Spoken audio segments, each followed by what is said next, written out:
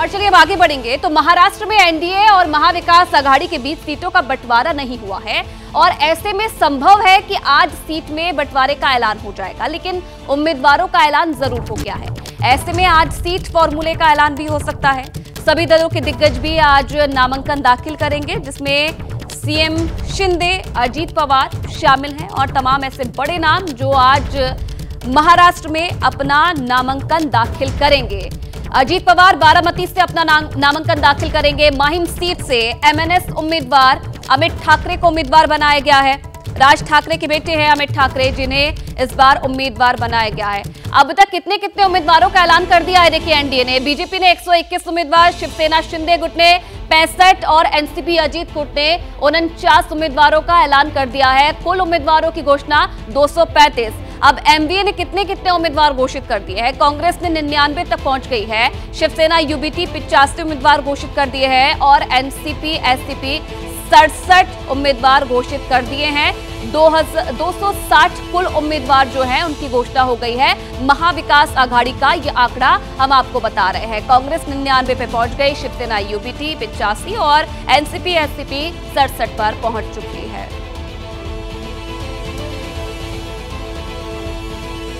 तो देखिए, लगातार महाराष्ट्र की तस्वीर हम आपको बता रहे हैं। सीटों को लेकर उथल पुथल मची हुई है, लेकिन माना यह जा रहा है कि आज जो है इसका ऐलान हो सकता है कि किसे कितनी सीट मिल गई है। महाविकास आघाड़ी में मजबूत सीट पर संग्राम है, तो महायुति ने अब तक सीटों के बंटवारे का आधिकारिक ऐलान नहीं किया है। सहमति वाली सीटों पर उम्मीदवारों के नामों का ऐलान जारी है। जहां पेच फंसा है वहां समाधान के लिए बैठक भी हुई, लेकिन उसमें भी कुछ निकल नहीं पाया। कैमरे पर एकजुटता का संदेश दिया जा रहा है। सभी 288 सीटों पर जीत की बिसात बिछाई जा रही है। सहमति की सीमा 277 सीटों को पार कर चुकी है, लेकिन 11 सीटों पर पेंच फंस गया है, जिसे सुलझाने के लिए देवेंद्र फडणवीस के घर महायुति की बड़ी बैठक हुई। छोटे दल आरपीआई को न्योता नहीं गया तो कैमरे पर व्यथा व्यक्त कर दी। हमने 2 सीट की मांग किया है। रिपब्लिकन पार्टी को 2 सीट मिलनी चाहिए, तो 1 सीट का तो वादा माननीय देवेंद्र फडणवीस जी ने बीजेपी की तरफ से दिया है और दूसरे सीट के लिए मुख्यमंत्री से बात करके, उनके साथ बात करके 1 सीट आरपीआई को दी जाएगी। हालांकि देवेंद्र फडणवीस ने रामदास अठावले से अलग से मुलाकात की। तस्वीरों में जो खुशी दिखाई दे रही है वो अठावले की जुबान पर नहीं सुनाई दी। महाविकास आघाड़ी भी अठावले को विदाई पुराण सुना रही है। वो महायुति के नेता है, महायुति में बैठे हैं, मंत्री है केंद्र में, आप सवाल क्यों पूछ रहे हो?